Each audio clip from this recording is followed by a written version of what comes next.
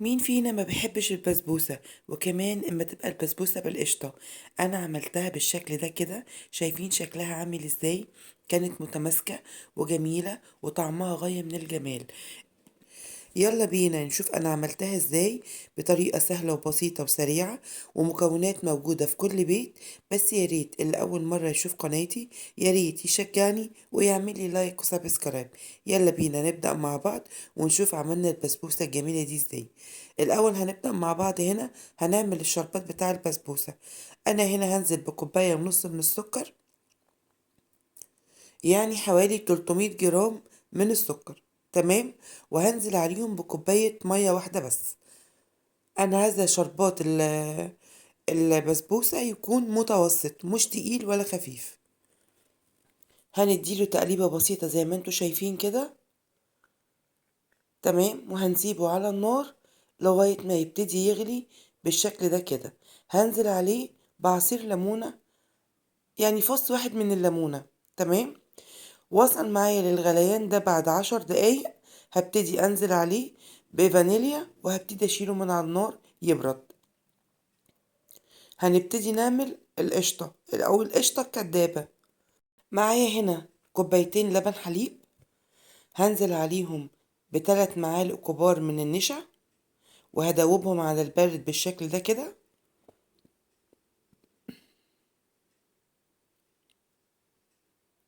تمام. وهننزل كمان عليهم بمعلقتين من السكر، ومش هنزود السكر فيها. معلقتين كبار برضو من السكر بالشكل ده كده. وطبعا هنفضل ايدينا فيها لغاية ما تبتدي تتقل معانا وتوصل معانا للقوام اللي انتوا شايفينه ده كده. شايفين القوام ده؟ قوام كريمي متوسط، ولا تقيل قوي ولا خفيف قوي.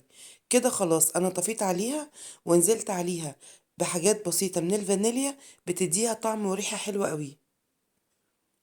هنركنها تبرد ونبتدي نشوف هنعمل البسبوسة ازاي. معايا هنا نص كيلو سميد بسبوسة. هنزل عليه بنص معلقة بودر. تمام. وبعد كده معلقة سكر. وهقلب المواد الجافة كلها مع بعض بالشكل ده كده. وبعد كده هنزل كمان بمعلقة سمنة سايحة، ويفضل ان هي تكون سايحة، يعني مش سخنة قوي، بس سايحة بالشكل ده.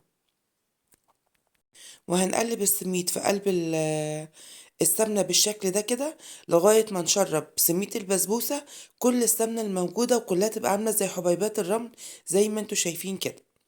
هنا في الوقت ده عندك خيارين. لو عندك لبن هتستعملي كوباية لبن معايا. لو ما عندكيش لبن زي كده انا استعملت كوباية زبادي، اي كوباية زبادي من الكبيرة دي. تمام. هنا هنزل عليها كمان بنص كوباية مية عشان هي كده ناشفة قوي معايا، وانا محتاجة العجينة تكون سايلة اكتر من كده شوية. نزلت بنص كوباية مية يا دوبك، بس خليت العجينة تكون سايلة بالشكل ده كده. هنا جبت صينية مقاس 30 ودهنتها. هنزل بنص العجينة اللي معانا او بنص زميت البسبوسة، وهفردها طبقة في قلب الصينية، أرضية الصينية بالشكل ده كده. وفي الوقت ده بكون مسخنة الفرن وهدخلها لمدة 10 دقايق يا دوبك. الحروف بتاعتها تبدأ تاخد اللون الذهبي بالشكل ده، وهطلعها تاني. هي مش بتغيب في الفرن خالص، يا دوبك بس لونها يكون ذهبي بسيط من الجناب.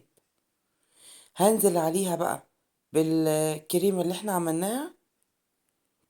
طبعا هحاول اخليها في النص، مش هحاول اخليها تلمس الطروف قوي. تمام كده. هشيل بقى الصينية دي كده. ومعايا هنا بلانشا، ومعايا كيس تلاجة فردته. وهنزل بنص البسبوسة اللي متبقية معايا بالشكل ده. هي هنا عشان متماسكة فهتبقى سهلة بالنسبة لي ان انا اشكلها. عملتها على نفس مقاس الصينية اللي انا استعملتها. تمام. هنشوف دلوقتي هنحطها ازاي على وش البسبوسة. هنا انا كنت شلتها على صينية تانية وهقلبها بالشكل ده كده. هبتدي بقى اسويها عادي خالص، وهي اما هتدخل الفرن هتفرد خالص معانا وهتبقى كلها قطعة واحدة دلوقتي هتشوفوها.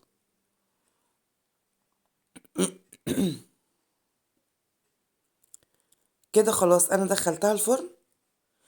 هنا ده شكلها بعد حوالي تلت ساعة وهي موجودة في الفرن. شايفين شكلها عامل ازاي؟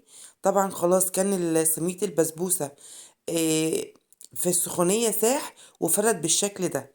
هنزل عليه بالشربات وهو سخن على طول. الشربات يكون سخن والبسبوسة بتبقى لسه طالعة من الفرن عشان تكون معاكي طرية. في الوقت ده انا هغطيها. بتاخد يعني وقت 10 دقايق كده وهي متغطية عشان تبقى طرية جدا معانا وتبقى متماسكة وجميلة زي ما انتوا هتشوفوها كده.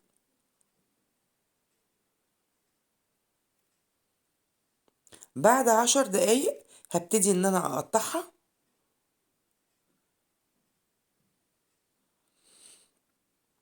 طبعا التقطيع ده على حسب ذوقك بقى، يعني انت هتقطعيها مكعبات مربعات زي ما انت بتحبي، ده يرجع لذوقك انت.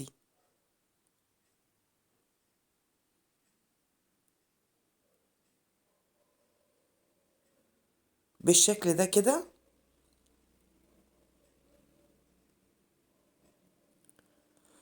وكده خلاص دي قطعة من البسبوسة. شايفين شكلها عامل ازاي؟ والله طعمها كان خطير وسكرها كان مظبوط جدا. يا رب يكون الفيديو عجبكم وتشجعوني وتعملوا لي